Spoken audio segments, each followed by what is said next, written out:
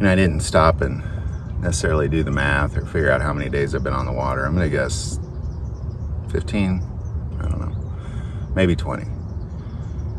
And I'm going to be real honest. As I ask God what I'm doing out here in prayer, I don't get necessarily a complicated answer. I get a pretty straightforward answer. That we are living in a very, very wicked time in the world. The world is wicked in God's eyes. It is just wicked.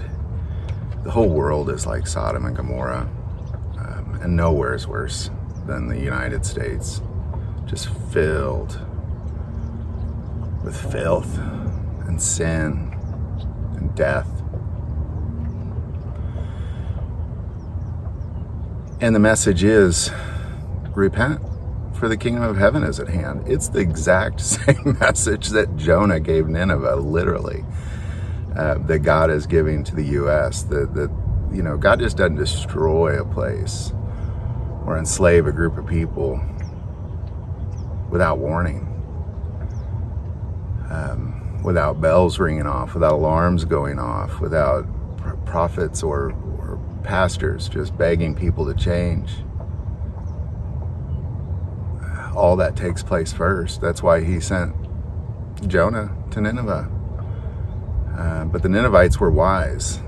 They actually said, we are violating God's laws in a big way.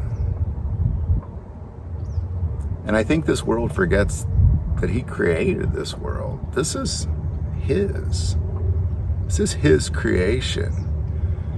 To suggest that little old you sitting on this little old planet in this little old universe compared to the giant wealth of God's kingdom, to suggest that you know better.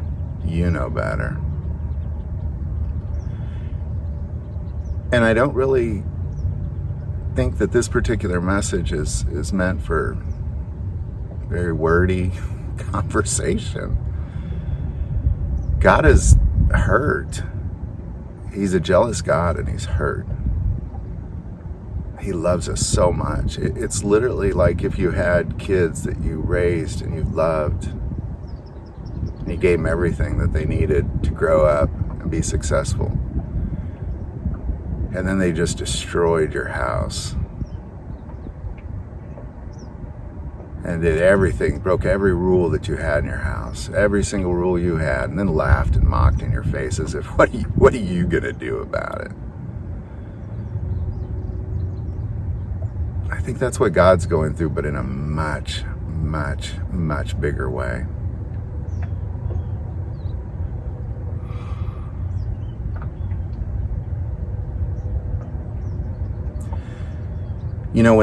When Jesus talked about the end times, and he said, when you see the abomination take place, as spoken in Daniel, I think that a lot of Christians, and I think most of the world will be cheering that event. I think there'll be a lot of Christians that when that political figure sits in that temple and says that he is God, they'll say, that's right. Yay, they'll cheer. And they'll put their t-shirts on and their hats that represent that guy. And they'll just cheer. And they'll relish. I mean, there's political figures that are they're already comparing to Jesus. Christians. You know what I'm talking about. Now, today, in the U.S., Christians are comparing a political figure to Jesus. And they cheer it. They love it. They invite them to their churches. Speak to our people about your politics. Jesus wants to know about your politics.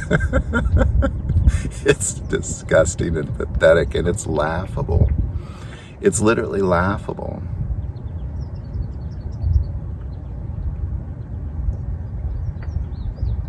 When the abomination takes place, it's going to look normal to a lot of people. When the abomination takes place, a lot of people, they're just going to think that is the greatest thing that has ever happened in the Christian faith.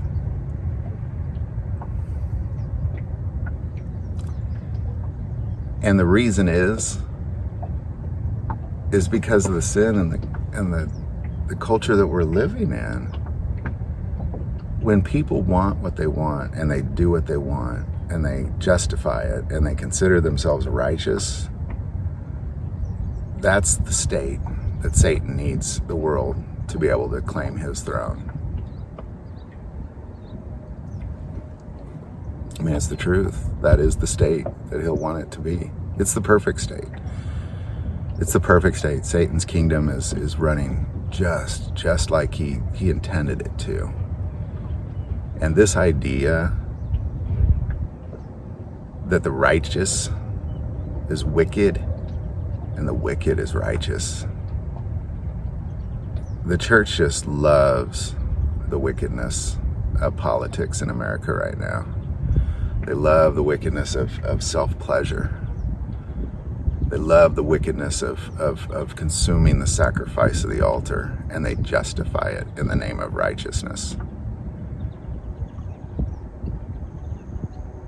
I believe that this is a point where people have to start making decisions.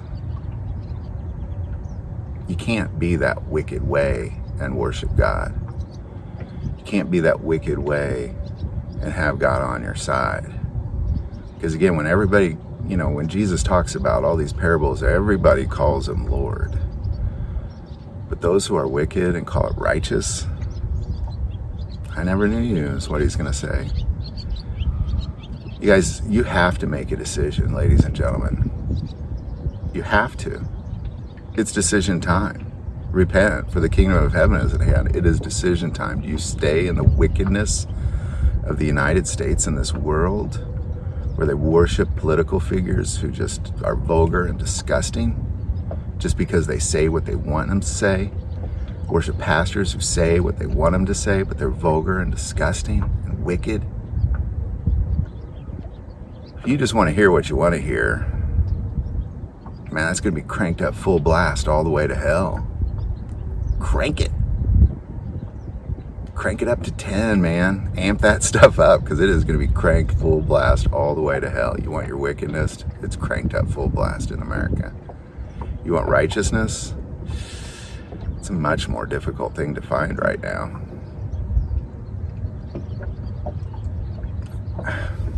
You have to make a decision. Repent. The kingdom of heaven is at hand.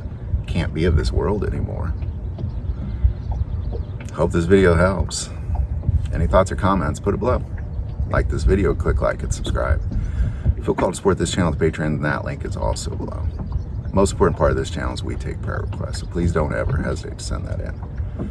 Thank you for watching this episode of God, Family, and Guns. And as always, love God, love your family, and love guns.